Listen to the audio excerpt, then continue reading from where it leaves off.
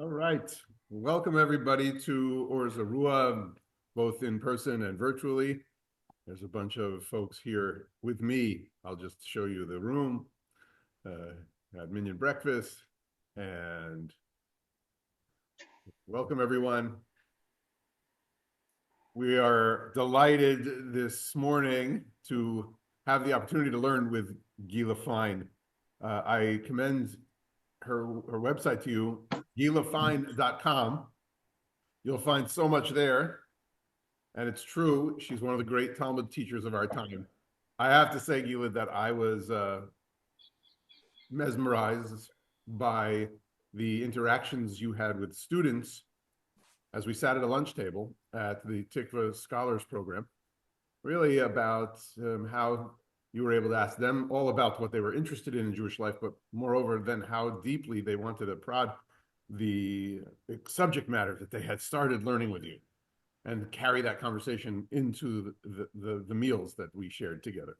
And so you didn't know it, and I wasn't trying to make you uncomfortable, but I was trying to follow you and sit at your table every time in order to really hear about these different types, typos or demuyot, these representations and characters and women of the Talmud who you really explore as both the souls they were and what the rabbis were trying to say, and how they're used as characters in rabbinic literature.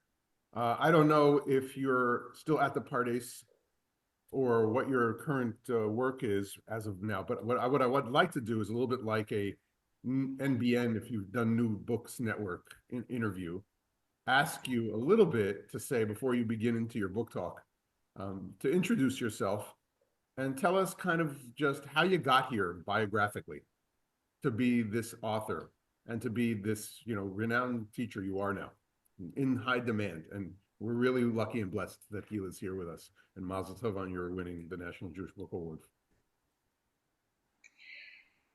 Thank you so much. Wow.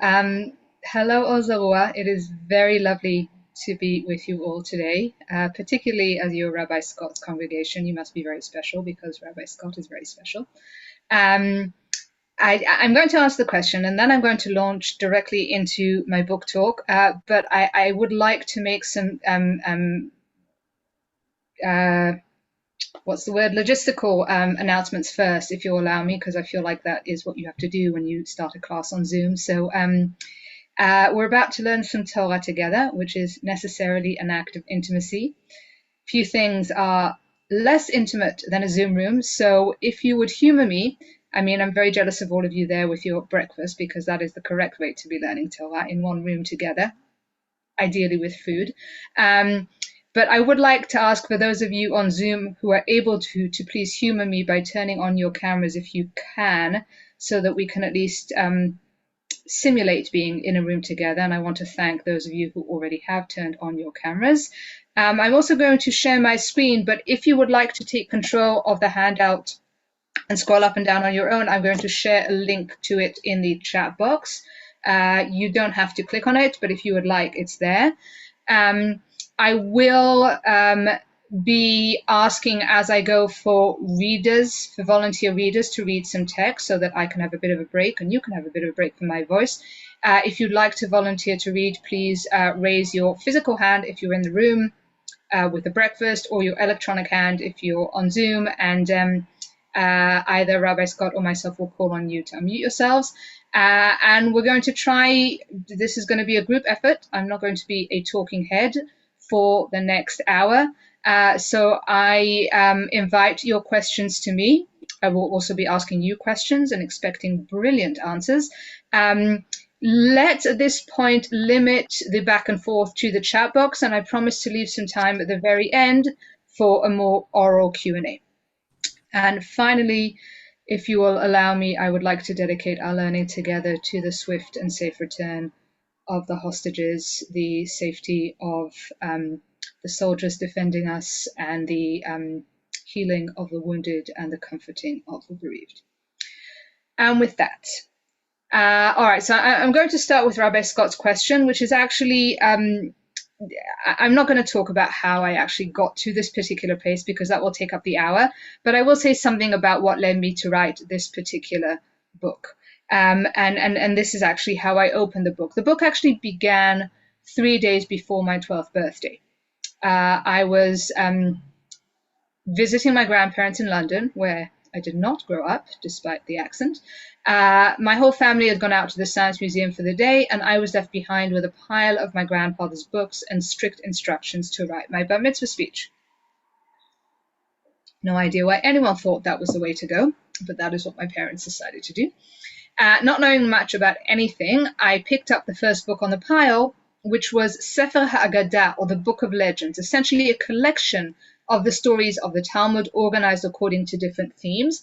And I opened to the theme woman because I figured bat mitzvah. 3 stories in, I felt a little bit uncomfortable.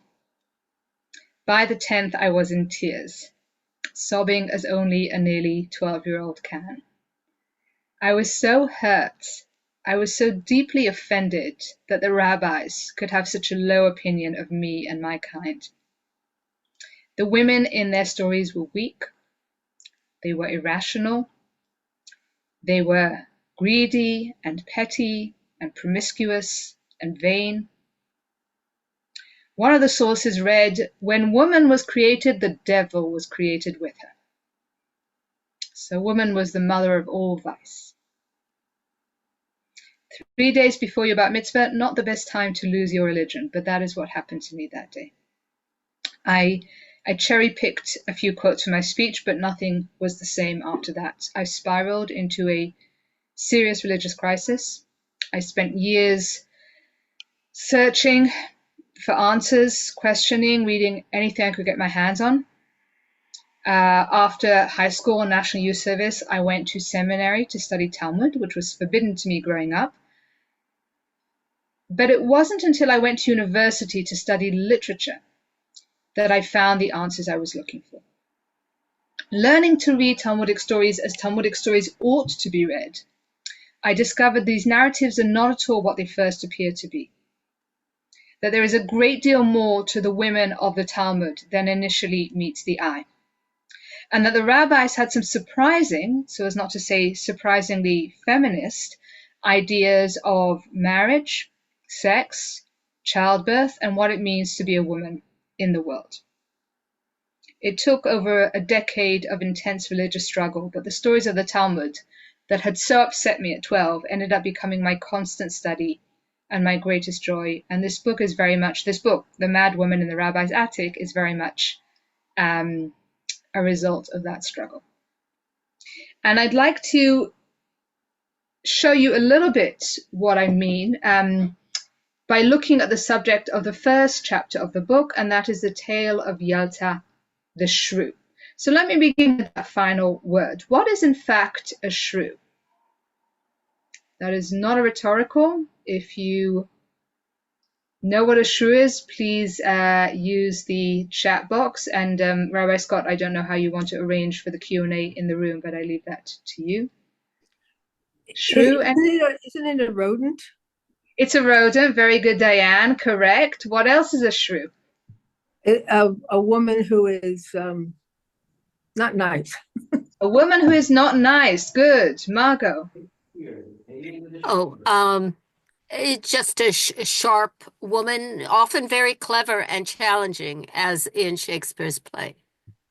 A challenging woman. Very good. Anything else? Angry woman. She's angry. I'm not quite hearing, so maybe someone can repeat. She said, Deb said she's angry. She's angry. Very good. That is absolutely correct. So I'm seeing Hal in the chat box write deceitful. Deceitful is actually not a characteristic of a shrew. It is very much a characteristic of the femme fatale, which is an archetype I treat in the second chapter of the book. I think people generally think that the shrew is deceitful because of the similarity to the word shrewd.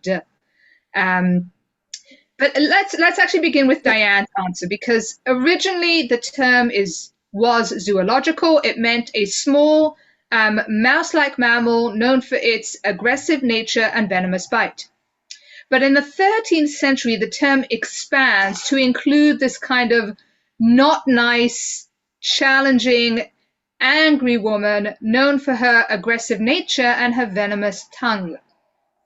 Now, the word itself might have appeared only in the Middle Ages, but the archetype is in fact much older. And we can see shrews since the very beginning snarling and scolding their way throughout Western culture. And let's begin by looking at some of the shrews we know and love.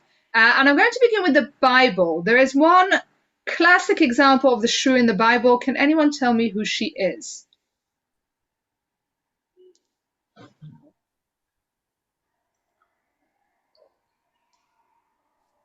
You all know this person. Sorry? Jezebel. So Jezebel is actually an overreatrix, which is an archetype I treat in the 5th chapter of the book. And if you want to know what that word means, you have to read the book. Saul? Zeretz. Haman's wife. Zeresh. Zeresh is a classic shrew, and there's another shrew in that book. Reed suggested Sarah's behavior was shrewish towards Hagar. I think Sarah has some shrewish elements to her, but she's more complicated than that. One of the definitions of an archetypal figure is that they're very kind of flat and one-dimensional. But Saul mentions Zeresh. Sorry. Vashti.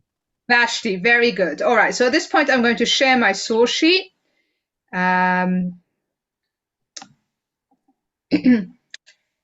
I'm actually going to begin with the book of Proverbs. One moment, I'm going to make this larger so everyone can see. Is this large enough for everyone? Rabbi Scott, I'm going to rely on you to tell me if it's not. I believe unless people have small screens in front of them and they're just going to listen in, but I think we can see it here on the big screen. Okay, great. So we'll try and read as clearly as we possibly can. All right, so I'm going to begin with the book of Proverbs. It is better to dwell in the wilderness than with a contentious and angry woman. Contentious and angry woman, almost a dictionary definition of the shrew archetype. And then a couple books later, we have an example of one such contentious and angry woman in the character of the disobedient Queen Vashti. Although I absolutely agree with Saul, Zeresh is certainly could be read as a shrew as well. Let's move from biblical to rabbinic literature. Stories in the Talmud will often come in groups or clusters arranged around a particular theme. And in Tractate Yevamot in the Talmud, we have an entire story cycle devoted to shrewish wives. And at this point, can I have a reader, please? You will have to volunteer to read. We will not be able to get very far if people don't volunteer. We've got one here. All right, I'll read. Thank you very much. Could you take us through number 3, please? Rob was constantly tormented by his wife. If he told her prepare me lentils, she would prepare him peas. If he asked for peas, she would prepare him lentils. When his son Chia grew up, he reversed his father's request of it. And Rob said to him, "Your mother has improved." And Chia replied, "It was I who reversed your request to her." Rabbi Chia was constantly tormented by his wife. Nevertheless, whenever he would find anything suitable, he would wrap it up in his shawl and bring it to her. Said Rav to him, "But surely she is tormenting the master." And he replied, "It is sufficient for us that they rear up our children and deliver us from sin." Rav Yehuda was reading his son Rav Yitzchak the verse, "And I find more bitter than death the woman," from Ecclesiastes. His son asked, "Who, for instance?" His father replied, "For instance, your mother." Thank you. Notice one of history's first ever Yo Mama jokes, right here in the Talmud. What can you tell me about the shrew from these 3 stories? What sort of woman is she? Has a mind of her own. She certainly has a mind of her own, correct. Anything else? She's a partner. She's a wife. That's true. That tells us something about the genre of the shrew narrative, and that is they're often domestic stories. They're set within a marriage and a home. Anything else? She challenges tradition. You have to really speak up. All right, you're all being way too feminist, guys. He's contrary. She's contrary. Thank you. We're going to try and read these stories as they would have been read by the original audiences. And also, I would say one thing that is kind of helpful is say the gender was reversed and it was the men who would be their husbands who would be tormenting their wives. I don't think we would be so quick to say, oh, they're challenging, they have minds of their own. I think we would say they are contrary. We might even say they are abusive. Anything else? Their role is to raise children. That's how they're seeing that they're Good.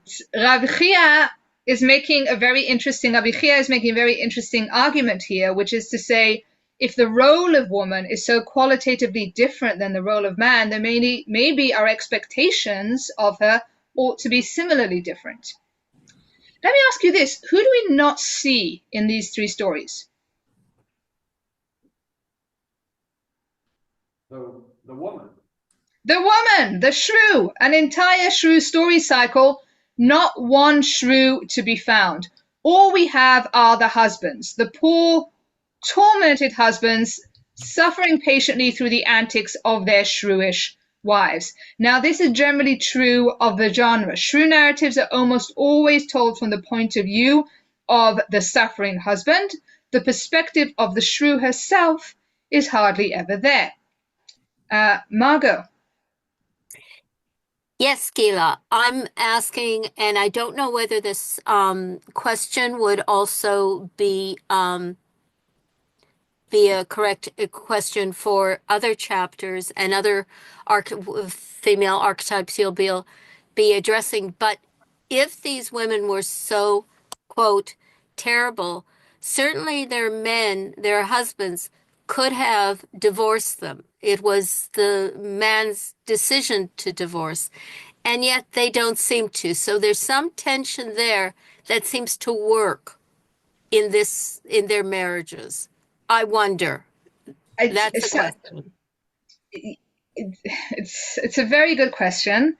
I'm happy to discuss this further once we get to the end of the class, but I will say this just off the top of my head, and that is to say there's something about this that works, I think is a very modern way of looking at a marriage where we expect it to work. Whereas here you can really see husbands who are unhappy, and I think legitimately unhappy because the woman is going out of the way to make them unhappy, and they're deciding to put up with it because these women bear them children, they deliver them from sin, they fulfill the very rudimentary wifely roles that would have been expected of them at that time. But let's move on. So yes. But the son figured it out. The problem may be the wife, but the husband can't think his way through a doorway. The son figured out if that's what you want, then reverse it. Okay, so it's a really good comment, Solon. You'll notice that at the end of the first story, there's an ellipsis. And the part that I cut out was Rav basically saying to his son, don't lie to your mother, son. In other words, okay, she wants to make me the wrong thing for dinner. She wants to annoy me. Let her annoy me. So it's not that he didn't know what was going on. He just decided to put up with it, which again, shrew husbands, as we will see, very often do. Let's move on from rabbinic to classical literature. And by classical, I mean Greco-Roman. There is one obvious shrew in Greco-Roman literature. Are there any classicists here? Can anyone tell me who she is?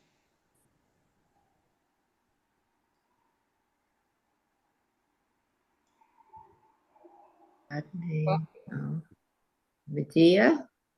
No, she's. I think Medea is probably more of a femme fatale than a shrew, although she does have shrewish elements to her character. She's altogether a very complicated woman. Again, I'm thinking about somebody far more one-dimensional, far more flat, far more obviously a shrew. Not Hera. Okay. Not Hera, although she does have shrewish elements to her for sure. Right.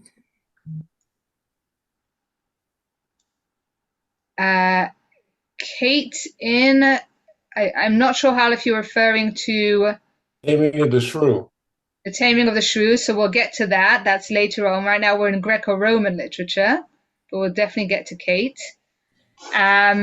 So the great Greek philosopher Socrates was married to Xanthippe. And although there is zero historical evidence of this, every single time Xanthippe is mentioned in the literature, it is as a shrew from hell. And was it Deb who was reading for us? It was Amy. Amy, would you please read the two sources in number 4 for us? Of Xanthippe, who first scolded Socrates and later drenched him with water, he said, "Did I not say that Xanthippe's thunder would end in rain?" When Alcibiades said that Thank you. Alcibiades said that Xanthippe's scolding was intolerable, he said, "But I am used to it, exactly as if I were constantly hearing the clattering of pulleys, and Xanthippe provides me with children." Thank you. And let's read the second story. Yeah, exactly. All right, Reed is now taking over. Thank you. He sent to Socrates a large and beautifully made cake. Xanthippe, who was rather jealous of the giver, took it out of the basket and stamped upon it.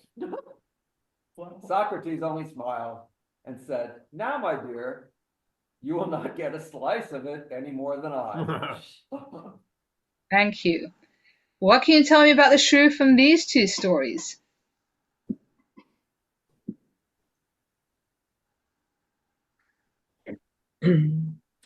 Very physical, Very physically what, Bobby?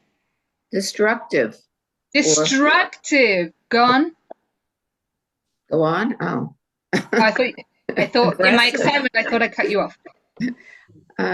Well, I mean, it's active rather than verbal. It's not just snide remarks, actually activities that are,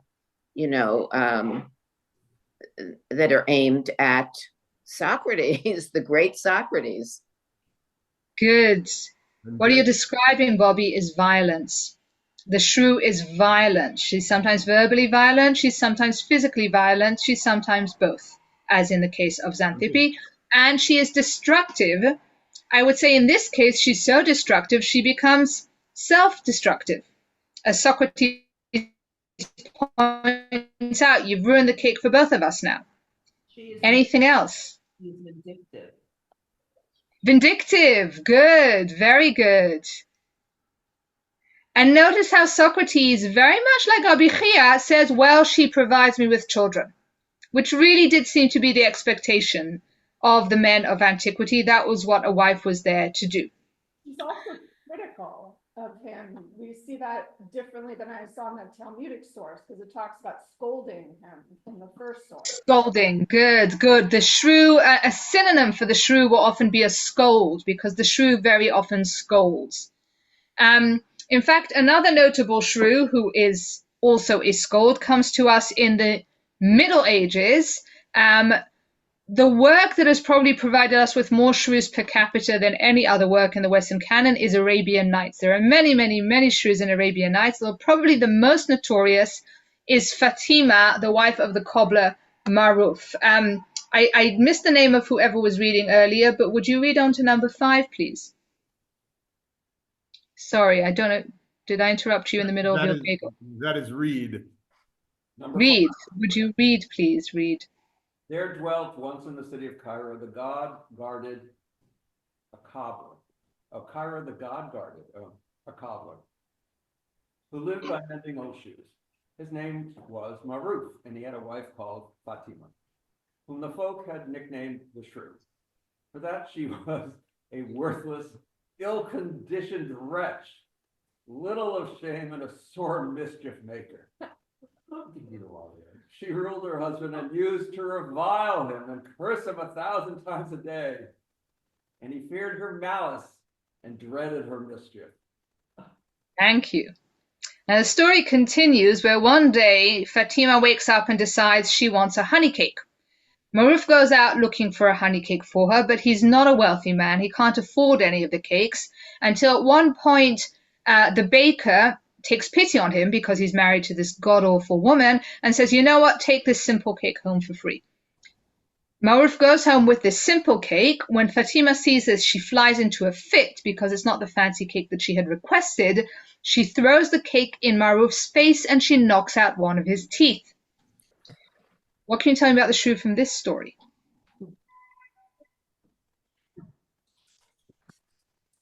She read Socrates. She's dissatisfied in life. She's dissatisfied in life. Very good. Anything else? Violent.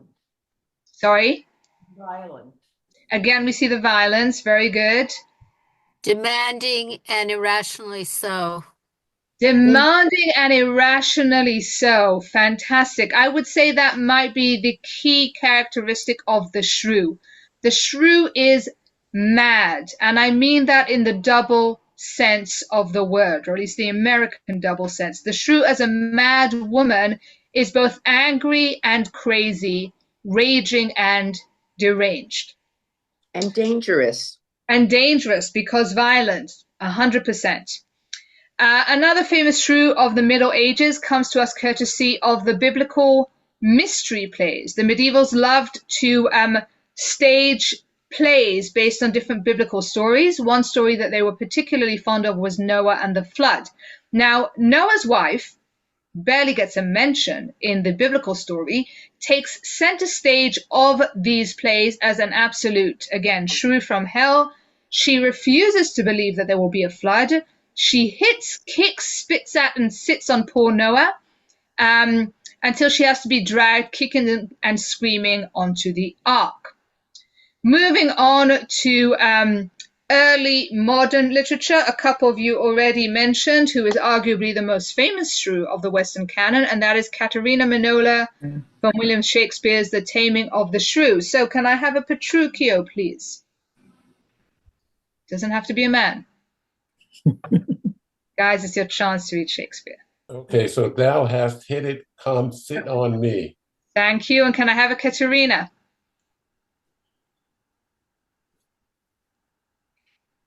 It's a role of a lifetime. Leading ladies. All right. Thank you, Hats Benjamin. are made to bear, and so are you. Women are made to bear, and so are you. No such jade as you. If me, you mean. Oh my Come, God. you wasp. Aye, Faith, you are too angry. I think that. If I Holy be crap. waspish, best beware my sting. Who knows not where a wasp does wear his sting in his tail? In his tongue. Whose tongue? Yours, as you talk of tails, and so farewell. What, with my tongue in your tail? Nay, come again, good Kate. I am a gentleman. That I'll try. Bravo. Moving further down history, William Congreve coins, about 100 years after Shakespeare, coins the motto for shrews everywhere when he says, "Hell hath no fury like a woman scorned." Moving down to the 19th century, there were many, many, many shrews there. We're not going to read them. We're running low on time, but I would like to mention one American one to show you that the archetype made its way to your shores, and that is Dame Van Winkle, wife of the legendary time traveler Rip. Now, I imagine most of you are familiar with this. This is, after all, the most famous American short story, Rip Van Winkle. What people generally know is that Rip makes his way into the Catskill Mountains, drinks the liquor of some strangely small men, falls asleep, and then wakes up 20 years into the future to discover that America has fought the war of independence and is now a free and sovereign nation, which you guys seem to think is a better state of affairs. What people do not know is that the reason that Rip goes time traveling into the future, up to the Catskills and then into the future in the first place, is to get away from his terror of a wife, Dame Van Winkle. Yes, Marco. Yeah, Gila, and if I put my hand up, you don't have to stop immediately. I can be quite patient. I know that Rip Van Winkle is similar to a story from the Talmud or other midrash about somebody else who goes to sleep for a whole long time. Was his wife also a shrew? No, we know nothing about the wife of Choni, and in fact, I'm going to teach that story next week, but to a different crowd. Moving swiftly along, though, Let me ask you this. One more important thing about the shrew that we have so far failed to mention, and that is the genre of the shrew story. What is the genre of the shrew narrative, would you say? We've already mentioned that it is a domestic story, but what else is it? Think back to the examples that we've read and how you've responded to these examples, and tell me, what is the genre of the shrew story? Is it a fable? It's not quite a fable. Well, it has a moral dimension. I think some of these stories are cautionary tales, but that is not the main genre. There's one more primary, more obvious genre. Again, think about how you've responded to reading these texts. Is it some sort of a parable or something like that? These are not parables. These are actual stories about actual people for the most part. If anything, they're legends. There's a certain amount of humor. Thank you, Diane. These are comedies. Very good. The shrew narrative is more often than not going to be comedic, and the shrew herself is a humorous character. Now, the reason for this, without going too deeply into theory, is that humor is a product of incongruity. Bringing two things together that generally do not belong together is what produces the comedic effect. So a cat playing the piano is funny because cats generally do not play pianos. A violent woman in this respect is like a piano-playing cat. She is incongruous, therefore she is humorous. There is something inherently comedic about a woman who hits and kicks and curses. But the final shrew that I want to look at before actually getting to our shrew Yalta comes to us in a dramatic rather than comedic setting, and that is Charlotte Bronte's Jane Eyre. Now, if you've not read Jane Eyre, and you would like to read Jane Eyre one day, and I highly recommend that you do, I'm going to ask that you mute me for the next 60 seconds or so, because, spoiler alert, I am about to spoil the novel for you. So do go ahead and mute me. I will do this when I'm done spoiling the novel. So the secret at the heart of Jane Eyre, excuse me, is that Mr. Rochester, Jane's love interest, excuse me, is in fact already married, and his wife, Bertha Mason, is a mad woman locked away in a household attic. Now, this is the shrew taken to a mad and murderous extreme, as Bertha a number of times tries to kill her husband and burn the house down. And Benjamin, could I impose upon you to please read number 10? In the deep shade at the farther end of the room, a figure ran backward and forward. What it was, whether beast or human being, one could not at first sight tell. It groveled, seemingly on all fours. It snatched and growled like some strange wild animal, but it was covered with clothing, and a quantity of dark grizzled hair, wild as a mane, hid its head and face. Mr. Rochester flung me behind him. The lunatic sprang and grappled his throat viciously and laid her teeth to his cheek. They struggled. She was a big woman, in stature almost equaling her husband, and corpulent besides. She showed virile force in the contest. More than once he almost throttled him. Thank you. So this, it appears, is the shrew. She is, as I said, a mad woman in the double sense of angry and crazy, who flies into fits and attacks those around her. She is the wife of a timid and terrorized husband who puts up with her antics and does his best to appease her temper. And she is a comedic character whose story, told from the point of view of said suffering husband, features scenes of verbal abuse or physical violence, sometimes both. And with this definition of the archetype in mind, let us now proceed to our shrew, the great shrew of the Talmud, Yalta. Bit of historical context. Yalta is the Aramaic version of which Hebrew word? Oh, thank you very much, Bobby. I completely forgot. Not sure anyone did mute me, but thank you. I completely forgot about that. I appreciate the reminder. Yalta is the Aramaic version of which Hebrew name? What does it sound like to you? Yeah, which Hebrew name? That I don't know. Enter. Yeah. Yanta. Yanta's more Yiddish than Hebrew. Yeah, right. Yanta. Yalta is actually the Aramaic version of the Hebrew name Yael. Yeah. She lives in 3rd century Babylon. She's widely believed to have been the daughter of the Exilarch, essentially the leader of the Babylonian Jewish community, and the wife of Rav Nachman, one of the great rabbis of his time. Most importantly for our purposes, she is mentioned no fewer than 7 times in the Talmud, making her the most named, the most frequently named woman of the Bavli. But of all of her various mentions, the following story, the one we're about to read together, in Tractate Brachot, page 51b, is perhaps the most famous. And we're going to begin, as I generally like to do when reading Talmudic stories, by just reading the entire story through beginning to end and seeing what it says at face value. Benjamin, would you continue, please, and read number 1 for us?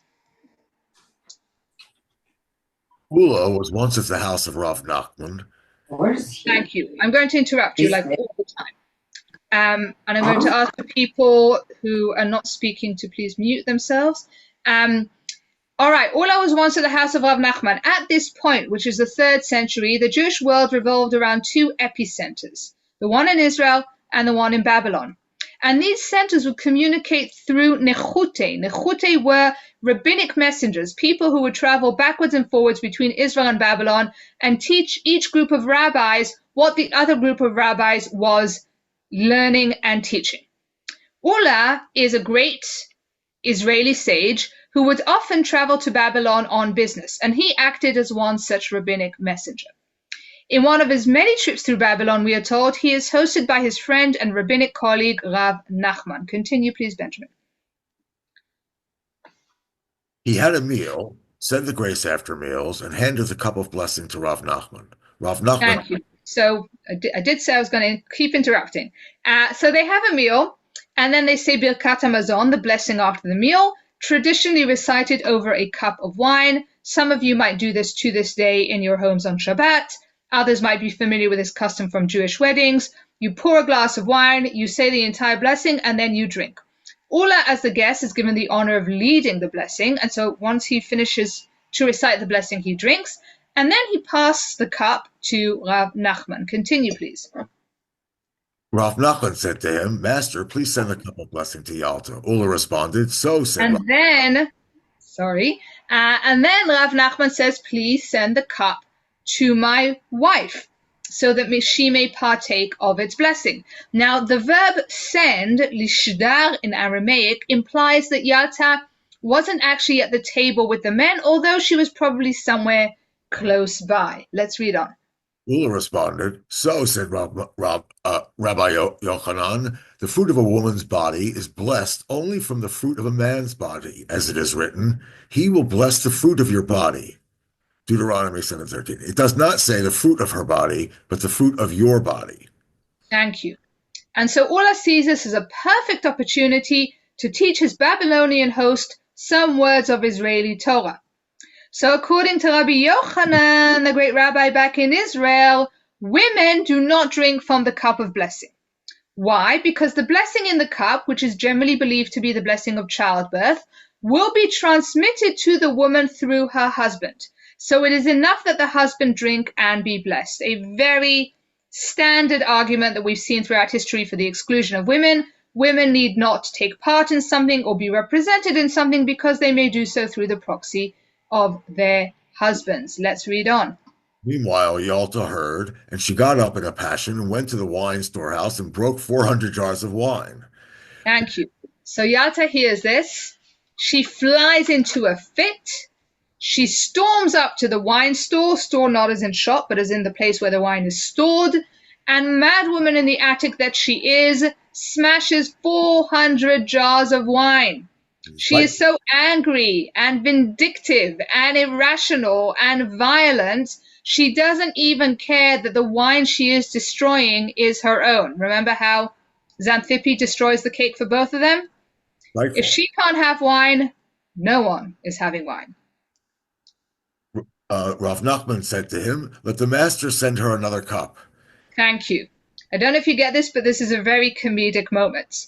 His wife has just destroyed their entire wine store, and all poor Rav Nachman could do is say, please send her another cup, please, before she breaks anything else. So this is a thoroughly whipped husband. He sent it to her. He sent it to her with a message. All that wine can be counted as a blessing. Thank you. Now, Ula relents. He sends Yalta another cup, but he can't help it. He's a rabbinic messenger. He's got to teach something. And so he says, all that wine is counted as a blessing. Now, this is in fact halachically true. To this day, the Shulchan Aruch, the great code of halachic law, will tell us that if you make a blessing on a cup of wine, all the wine in the vicinity is considered blessed wine. So what Ula is saying to Yalta is, first of all, you're ignorant. You don't know the law. And second, if you did know the law, you'd realize that you just completely overreacted. You could have drank from any cup. There was no call for this violent outburst. Let's finish up. He returned answer, gossip comes from peddlers and lice from rags. Thank you. I love this. This is one of the great comebacks in all of the Talmud. Gossip comes from peddlers and lice from rags. It's a bit of a strange final line. Scholars don't really know what to make of it. It is generally interpreted to mean Yalta trying to insult Ula any which way she possibly can. We know that Ula was a merchant, so she's basically saying to him, you, Ula, are nothing but a rag-wearing, lice-infested, gossiping peddler. Thus far, the story of Yalta, and it appears at first reading that we have before us a classic shrew narrative. We've got the comedy, we've got the violence, both verbal and physical, we've got the whipped husband who does his best to appease his wife, and we've got, most importantly, that bad-tempered mad woman who doesn't get her own way and unleashes her fury at everyone and everything in her path. But I want to ask, as we must always ask when reading a story in the Talmud, is this really the story the Talmud is telling? Spoiler alert, the answer to that question is almost always going to be no. Stories in the Talmud are famously misleading. They are written so as to be misread. The rabbis deliberately mislead us, such that if we only read these stories once, we will come away with the wrong ideas. So Talmudic stories can never just be read, they must always be reread. Hence the subtitle for my book, Rereading the Women of the Talmud. And so the next thing I'd like to do in the very short time we have left is to reread the story of Yalta. And I want to begin our rereading of the story of Yalta with another rereading, the rereading of the story of the other mad woman in the attic, and I want to go back to Jane Eyre. Jane Eyre was published in the 19th century, huge hit. About 130 years after it was first published in the 20th century, British Dominican novelist Jean Rhys came along and said, hang on, we don't actually know anything about Bertha Mason save the fact that she's a mad woman in an attic. But no mad woman in an attic is a mad woman in an attic born. Something must have happened to get her to be this way. So Jean Rhys decides to write her story. The result is the very beautiful, very poignant novel Wide Sargasso Sea, which is a prequel to Jane Eyre. It tells a story that happened before Jane Eyre, kind of like how Wicked is a prequel to The Wizard of Oz. It tells the story of Bertha Mason's childhood as the daughter of a slave owner in post-emancipation Jamaica. After the emancipation, the natives turn on Bertha and her family. They burn her house down, they kill her baby brother, and they send her mother spiraling into madness. And can I have another reader, please? You are going to have to volunteer because we really can't move ahead and we're running out of time. Okay, I'll read. Where should I start? At Number 12? 12. Yes. Okay. As I knew they would be, they were waiting for me under the sandbox tree. There were two of them, a boy and a girl. They looked so harmless and quiet, no one would have noticed the glint in the boy's eyes. Then the girl grinned and began to crack the knuckles of her fingers. At each crack, I jumped, and my hands began to sweat. I was holding some school books in my right hand, and I shifted them to under my arm. But it was too late. There was a mark on the palm of my hand and a stain on the cover of the book. They closed in on me and started talking. The girl said, Look, the crazy girl. You crazy like your mother. Your aunt frightened to have you in the house. She sends you for the nuns to lock up. Your mother walk about with no shoes and stockings on her feet. She tried to kill her husband, and she tried to kill you too that day you go to see her. She have eyes like zombie, and you have eyes like zombie too. You don't want to look at me. Shh. I make you look at me. She pushed me, and the books I was carrying fell to the ground. Thank you. And this, says Jean-Louise, this is what drives Bertha Mason to insanity. You crazy like your mother. Treat someone as if they are mad often enough, and they will eventually become so. A very similar argument is made by 20th century theorist Susie Kaplow in an essay titled Getting Angry, which discusses the fraught relationship between women and anger. When men get angry, says Kaplow, they are indignant. When women get angry, they are irrational. And this too is a self-fulfilling prophecy. Treat a woman as if she is irrational, ill-tempered, and shrewish, and she will become irrational, ill-tempered, and shrewish. Margot, can I ask you to read number 13 for us, please? A woman in our society is denied the forthright expression of her healthy anger. Her attempts at, I've got to make this a little larger for myself. Just bear with me. Okay. A woman in our society, oh, no, I made it larger for myself. Okay, You don't have to. sorry. Okay, that's fine. A woman in our society is denied the forthright expression of her healthy anger.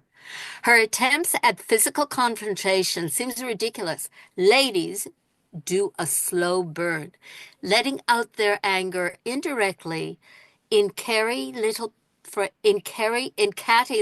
phrases, often directed against a third party, especially children. A woman has learned to hold back her anger.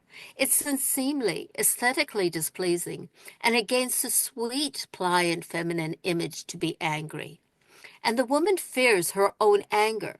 She, the great conciliator, the steadier of rocked boats, moves out of her fear to quiet not only others' angers, but also her own.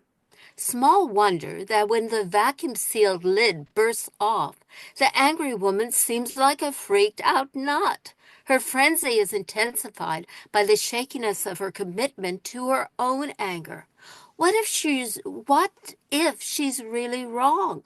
What if the other person is right? Or worse, and this is the greatest fear, hits back with, "You're crazy. I don't know what you're so mad about." Thank you. And this, according to Kaplow, is how the shrew goes from angry to crazy, from raging to deranged. A woman who is mad is so easily turned into a mad woman. All that it takes is for someone to dismiss her as such. You're crazy, I don't know what you're so mad about. Precisely the response that Ula gives Yalta after she smashes all those jars of wine. Ula dismisses Yalta as a raging shrew, but is that really who she is? So let's review the evidence. I mentioned earlier that Yalta was the most frequently named woman in the Talmud. Let's then read some of the other places where Yalta is named and see if she really is the shrew that Ula accuses her of being. Can somebody please read number 14 for us? Read. Thank you, Mimi.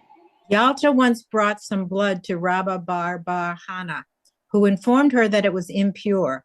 She then took it to Rab Yitzhak, son of Rab Yehuda, who told her that it was pure.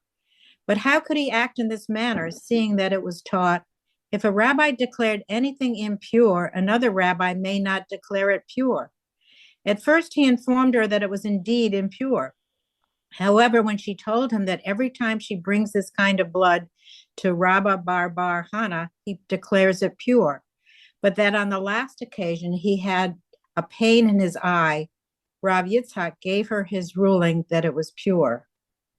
Thank you. So a bit of a complicated story. I'm going to really explain it. I'm going to go quite quickly, and I promise to try and stay within the time frame of about 60 minutes from when I began. So we might go to 10 minutes past the hour. I hope that's okay.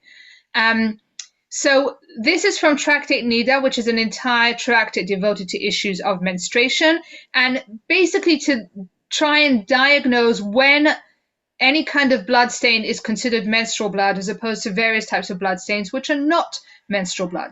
In this particular story, there is a particular blood stain of questionable nature, and Yalta takes it to Rabba Bar Chana to determine whether or not it is in fact menstrual blood. Rabba Bar Chana tells her that it is. She is therefore impure and forbidden to have relations with her husband.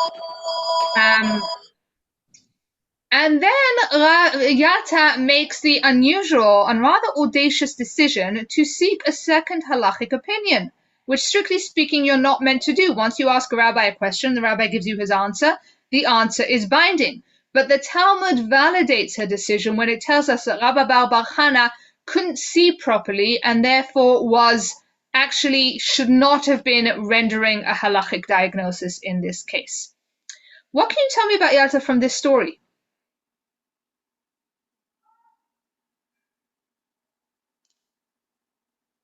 She's knowledgeable enough to know what the procedure is, the protocol. Good. She's extremely knowledgeable. When Ola said to her in our story, you're ignorant, you don't know the law, clearly this is a woman who knows the law extremely well. Good. Anything else?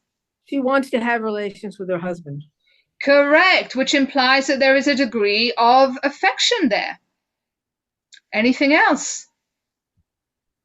That she trusts her own level of knowledge and pursuing what is right, even though it isn't necessarily the norm to seek a second opinion.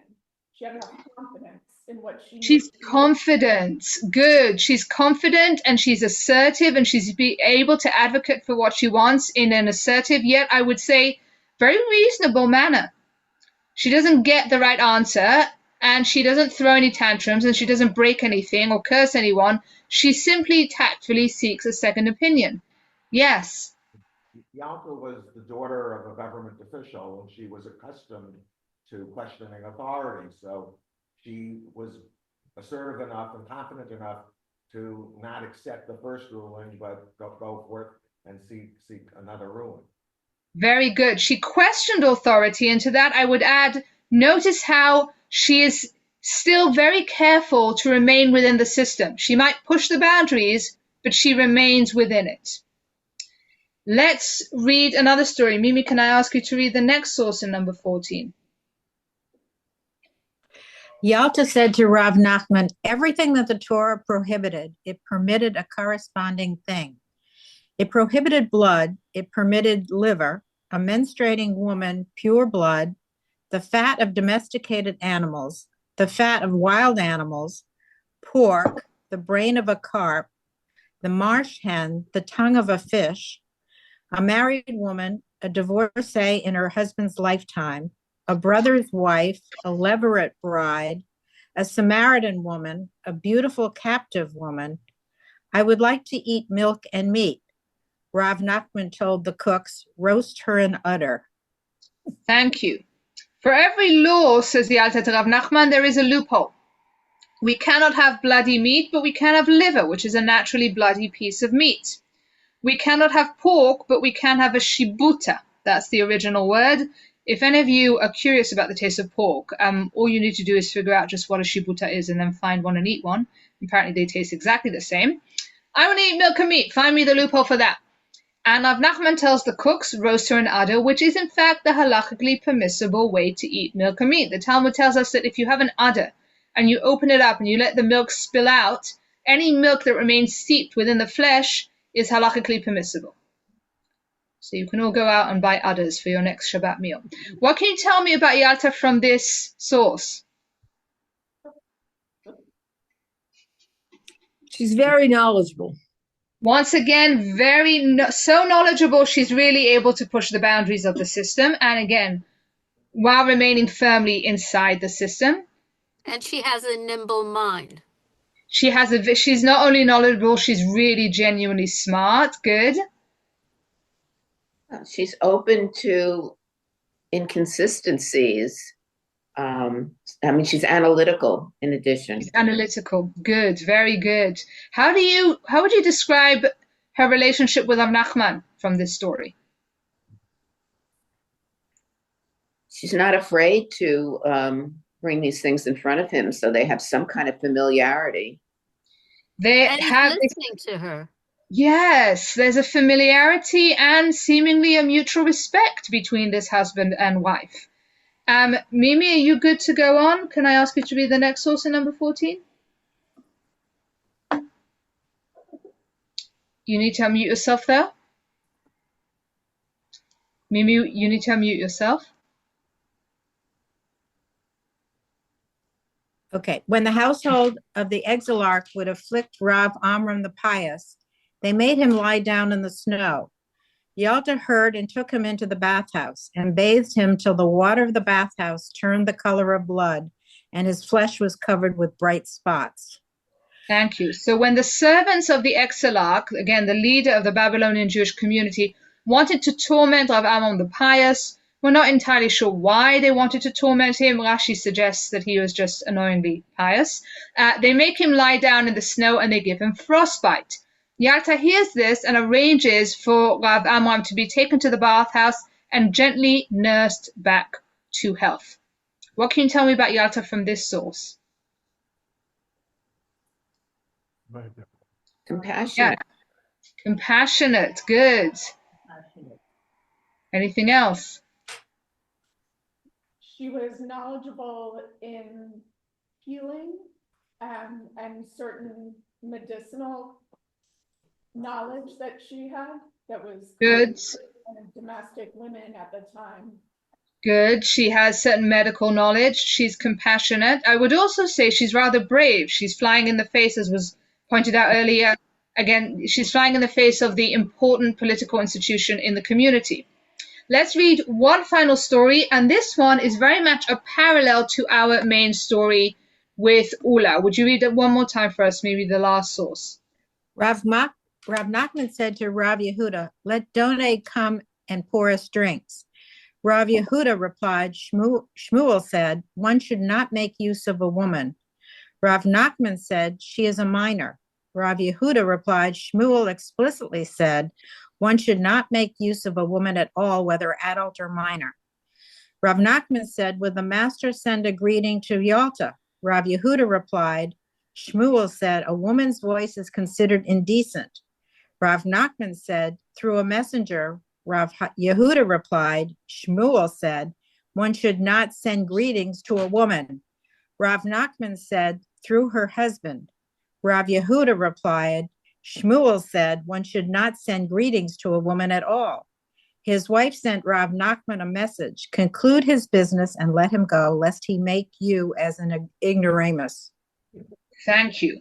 So a very similar setup to our main story. In both cases, we have a guest show up at the Rav Nachman Yalta household. In both cases, we have Rav Nachman asking that the guest acknowledge or honor the lady of the house Yalta.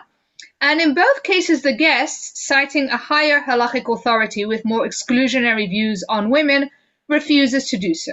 So two very similar stories, two diametrically opposite responses on Yalta's part. Here, once again, she doesn't break anything, she doesn't curse anyone, she doesn't throw any tantrums. She simply tiptoes over to her husband and whispers in his ear, "Get rid of him, he's embarrassing you." What can you tell me about Yalta from this source? Clever. She's clever, good. What else? Her response is measured. Very measured, good. She has her husband's interests in mind. And she's very concerned with her husband's honor. Very good. And so emerging from all of these stories, we have a portrait of a woman who is extremely knowledgeable and eminently reasonable and measured, who is compassionate, who is able to push the boundaries of the system but stays firmly within it, and who is very much concerned with her husband's honor. So hardly your typical shrew. That's the broad context of the story. The next thing we have to look at, and I sort of spell this out in the book, I show how to reread the story so that we can extrapolate the deeper truth that's hidden between the lines. And we have to zoom out and look at the context and zoom in and do a close reading of the text. And when we look at the context, that is the broad context, which is what we just did, the different stories of Yalta elsewhere in the Talmud. But we also need to look at the immediate Talmud, the way the story is framed by the halachic discourse that it follows. So let's actually read the passage that comes directly before our story in Tractate Brachot. Can somebody please read number 15 for us? Actually, we haven't got time. I'm just going to quickly summarize this. The halachic context for our story is this cup of blessing, and there are various do's and don'ts to do with this cup, over which the Birkat Hamazon, the blessing after the meal, is recited. And then the last thing the Talmud tells us to do before launching into the story of Yalta and Ula is, and this is the last line in number 15, he sends it round to the members of his household so that his wife may be blessed. What can you tell me about the story from the way the rabbis, the Talmudic editors, choose to frame it? Again, this is the line that comes directly before our story.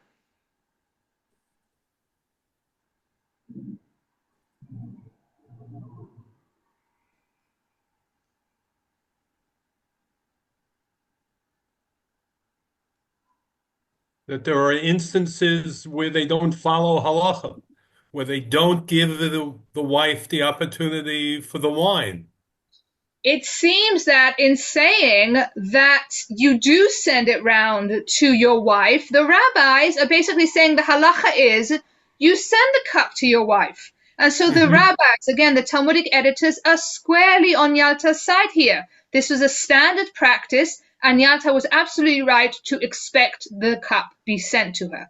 That's one side of the framing. Let's look at the other side of the framing, and here I go back to our story, because we can learn a lot about where the rabbis, the Talmudic editors, stand when we see who they choose to give the last word to. And who gets the final word in our story? Yalta. Yalta does. The men do all the talking throughout the narrative, but it is Yalta, crucially, who is given the final word. So we've looked at the broad context, we've looked at the immediate context, and now very quickly I want to zoom in and do a second reading of the text. And this time we're going to do this more closely, more carefully, and unlike shrew narratives, we're going to try and do it through the perspective of the woman herself. So can I ask somebody to please one last time read number 1 for us? Ula was once at the house of Rav Nachman. He had a meal, said the grace after meals, and handed the cup of blessing to Rav Nachman. Rav Nachman said to him, "Master, please send the cup of blessing to Yalta." Ula responded, "So said Rabbi Yochanan, the fruit of a woman's body is blessed only from the fruit of a man's body. As it is written, he will bless the fruit of your body. It does not say the fruit of her body, but the fruit of your body." Thank you. Let's stop there. I'm going to stop there. And here I want to zoom out once more and look at the context. And in this case, I want to look at the historical context. Because if we read this passage within the context of antiquity, we realize that the argument that Ula is making here is not some sexist attempt to exclude women from the cup of blessing. What Ula is making here is a basic biological fact. For most of the ancient world, the power of procreation belonged exclusively to man. It was man who created life through the generative force of his seed, whereas woman was merely a human incubator who carried that life inside of her. There are many sources on this. We haven't got time. We won't read them. You'll have to take my word for it. And the womb itself was likened by Greco-Roman biologists to an upside-down jar lying hollow within the woman's body, empty and waiting to be filled. We find many expressions to this effect, both in Greco-Roman literature and, as a result, in rabbinic literature, which is deeply influenced by these Greco-Roman biological theories. And so what Ula is saying, in light of this biological understanding makes perfect sense. Man is the primary agent of childbirth, and he alone should be blessed for it. Woman is ancillary at best. She is no more than a vessel, and she will receive the blessing when she receives the man's blessed seed into the vessel that is her womb. So far, so good? Let's read on, please, Margot. Meanwhile, Yalta heard, and she got up in a passion and went to the wine storehouse and broke 400 jars of wine. Thank you. I am going to claim that this is no temper tantrum. This is not Yalta breaking all these jars of wine out of vindictive, jealous spite. If I can't have wine, no one can have wine. This is a very clever, very sophisticated response to the biological argument that Ulla has just made. Vessels are unimportant, are they? Okay. Let's see how you do without vessels. Very good. I'm not going to touch the wine. I'm just going to deconstruct the vessels. And the vessels are so unimportant, shouldn't make any difference now, should it? Let's read on. Oh, very good. Rav Nachman said to him, "Let the master send her another cup." He sent it to her with a message. All that wine can be counted as a blessing. Thank you. And again, I'm going to claim that there is some serious subtext here. Because if Ulla genuinely believed that all the wine is equally blessed, he would have said that the first time that Rav Nachman asked him to send Yalta the cup. But Ulla understands perfectly well what Yalta has just tried to say to him, and he responds in kind. And we can understand exactly what he's saying here if we look at the two major symbols that run through the story. What are the two main symbols in our story? Wine and vessels? The wine and the vessel. Good. What does the wine represent? The seed. The seed, Source of man's life. seed. Good. And what does the vessel represent? The womb. The womb. The womb, woman's womb. Fantastic. By saying to Yalta, all the wine is equally blessed, you do not need this particular cup, Ulla is doubling down. Yes, vessels are not important. They're interchangeable.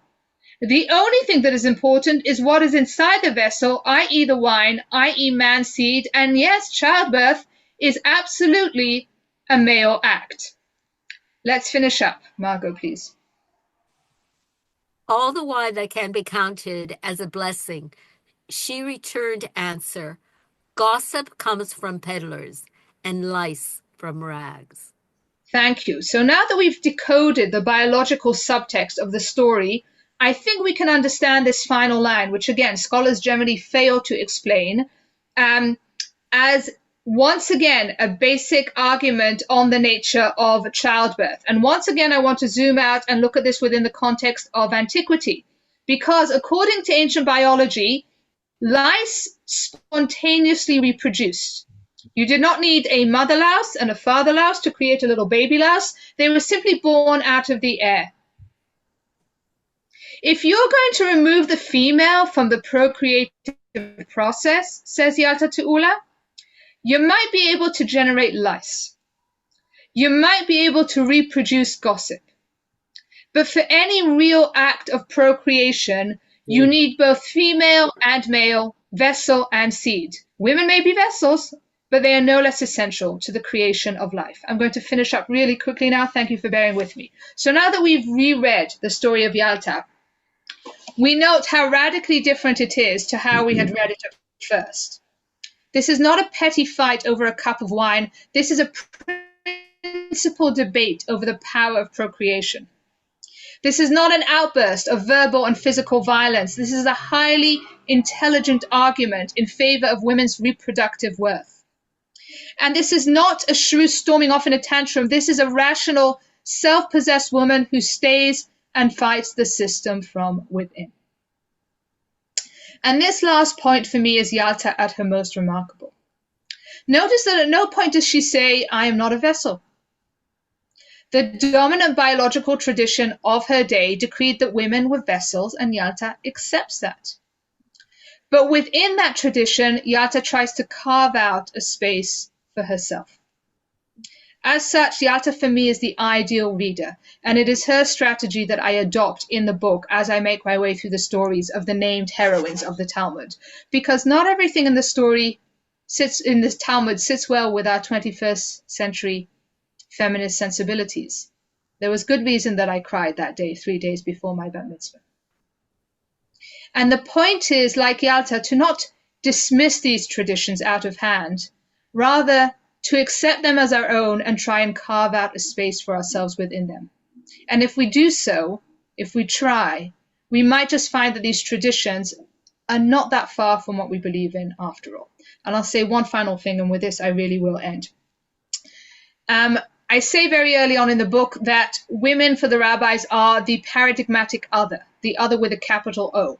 And the rabbis use the stories of women to impart moral messages about how to treat the others in our midst.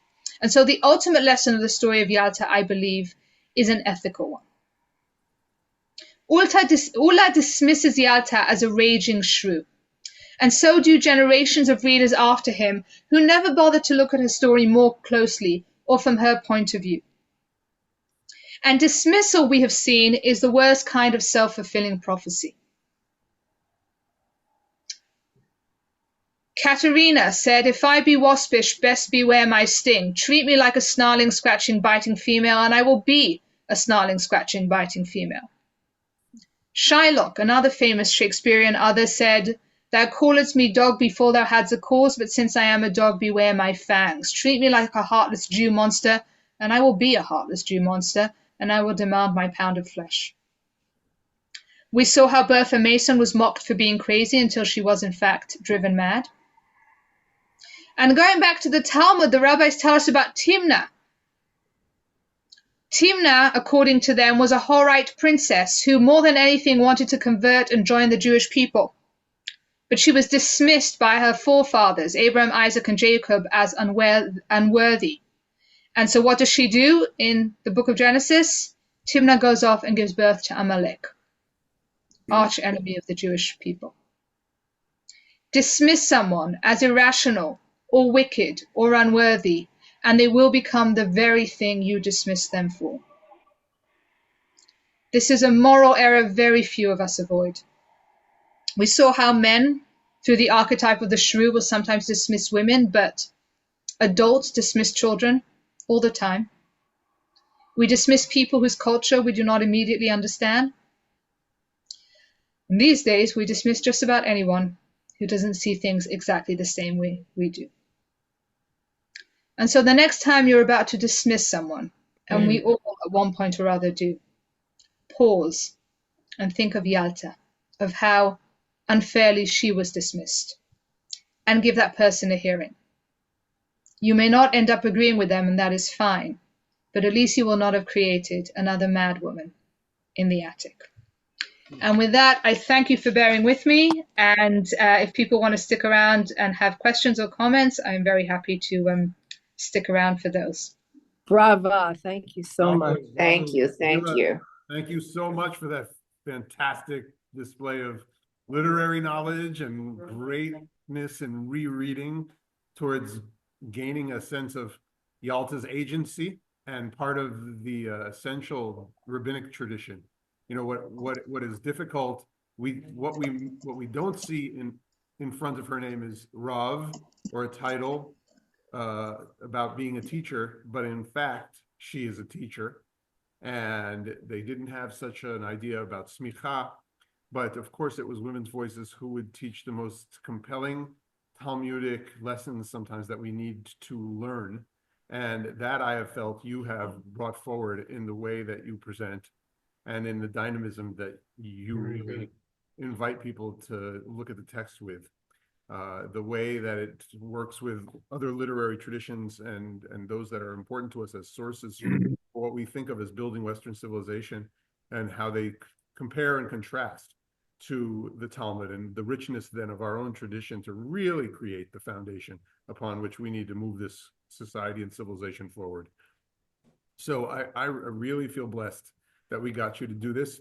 I will tell everyone up front in front of Gila that I asked her for, like, could you teach 50 times and can we just keep learning with you? Or at least, a couple of chapters. And I know your schedule's very busy and we can't get you for more than that now, but I do want you to remember that Orzaru really, really loves this kind of in-depth text work. And I love the fact that we were able to offer it to some other folks who found us. I wrote in the chat that I'd love to know which site you found the listing on, if you could just write it officially. Those of you who are not from our community per se, in the community now of learners, whereas Rua's Zoom lines and our doors are open to you. I teach a Talmud class at 7 o'clock on Wednesdays. So before we get to some questions, I just want to make an invitation to you that you'll come and you be part of our learning community here on a routine basis. But it doesn't get as exciting all the time with Talmudic literature as Gila, you make it happen. But we really do have quite an interesting discussion of rereading and trying to understand the depth within Talmudic sugiyas and Talmudic passages within our community. So it fits right in with our style. But my first question to you, if I may, to open it up a little bit, is I think it would be fantastic to try to understand what did it mean to you when you discovered, and I don't know when it was, maybe it was down the line after you. Sorry, my internet connection just went, so I missed your entire question. Okay, so I was getting to it. What did it mean to you? Which is the first Talmudic sugya that you reread after feeling so plagued, pre-bat mitzvah? What was the text that brought you back? Oof. Wow, that's a really good question. I will say before I try and answer it that I have a deal with my publisher, and that is I can extend a discount to anybody I learn with. And so I've learned with you, which means technically we are a learning community now, and you belong to part of my deal with the publisher. So I'm just going to share a link to the book page with a promo code, and for those of you who are interested. What did I reread? I think my very first attempt at rereading was this very story, the story of Yalta. It wasn't the very first story in the Talmud that I worked on. And I don't think at the time I even realized that I was doing a rereading. And I came into this book very randomly, extremely randomly, in the kind of randomness that really can only suggest, being directed from above. I was going to Limud UK, which is this wonderful Jewish learning event, and I needed to teach a series of classes, and I was like, what stories do I know that might be interesting to teach?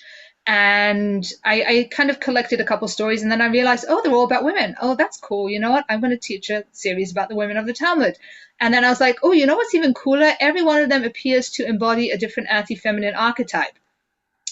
And that's good, because that will allow me to give the series a sexy title, which, if you're a lecturer, that's really all you want is a sexy title. And so I was like, the shrew, the femme fatale, it was very long and clunky, but I thought at the time it was oh so clever. And then I thought, it would be even cooler if I read each story twice. The first time to show that actually this woman appears to be this anti-feminine archetype, and then a second time to deconstruct that archetype. And it didn't occur to me that this is actually exactly the way to read not just stories of women in the Talmud, but all stories in the Talmud. You do have to reread them a second time because, as I said, these stories are deliberately misleading. And so you can only really reread stories in the Talmud if you're going to try and get at their real meaning. Fantastic. We have a question here from Shelley. So I must say, I found myself reading along the Talmud in Sefaria as you were lecturing, and sorry, could you get closer to the microphone because I'm having some trouble hearing you. Be careful, don't stretch it all the way. Yeah. Okay. I found myself reading along the Talmud on Sefaria while you were talking, and I would add to the story with Ula that last line about itinerant peddler. What peddler was in the actual wording, it was more I think you'd agree, it was said itinerant path, and that was, it goes back to the other story, she was giving him an insult, that Ula was someone who traveled back and forth from Israel to Babel, and like a peddler, and she was saying that gossip comes from a peddler, so what you said, Ula, was as worthless as the gossip of a peddler, and then making the comment about the lies. I would also though say, in reading along, everything was wonderful, but your starting off point of using Daf Samach Gimel from Yevamot was a little bit out of context, I felt, because when you go back to that Daf, they're talking about divorces and good marriages and bad marriages, and you sort of quoted out of context some of the bad marriages.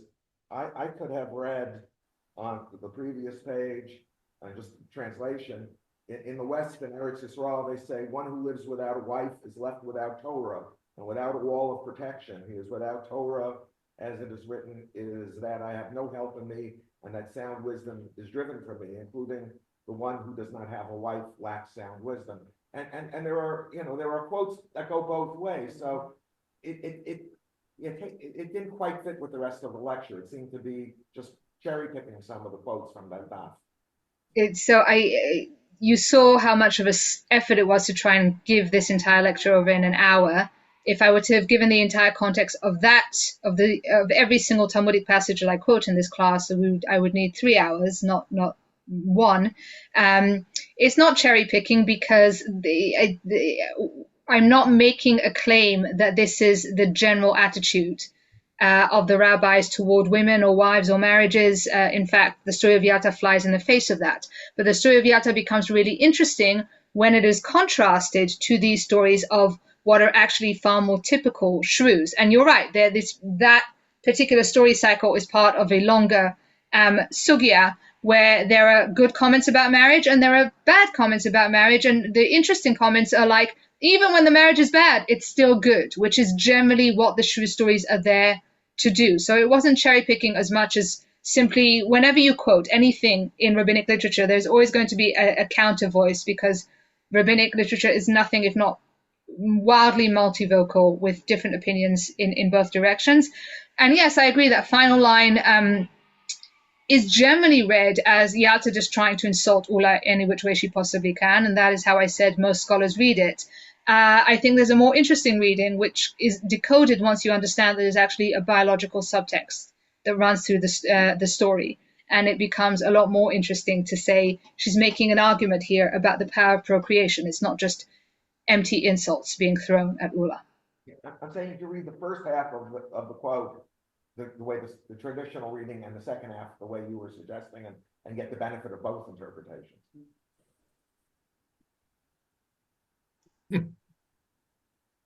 Thank you. All right, anyone else with the final question here? Well, let me commend Gila's book to you. And she put the link there. You could copy it and paste it into a browser. Fantastic chapters after this one. We are really, again, blessed by your coming to us from Eretz HaKodesh, from the Holy Land. Now, your dedication, of course, that we should see all the hostages returned immediately, that those defending our Holy Land and the allies with us should be strengthened, and that God should bless our entire family and all those who wish to share the land in the end with great peace. And I think that the more we look towards our sources for wisdom, and the more we have dynamic teachers like you, Gila, to bring out that wisdom, the closer we get to knowing those at least small measures of redemption. I wish I could pass a cup of blessing to you, for sure. Here, l'chaim, and we'll speak again very soon, I hope. And you're invited back anytime should you be looking to really try out new chapters or texts or what have you. So thank you again. Thank you so much. Thank you so much, Brava. Thank you. Thank you. Laila Tov. Laila Tov.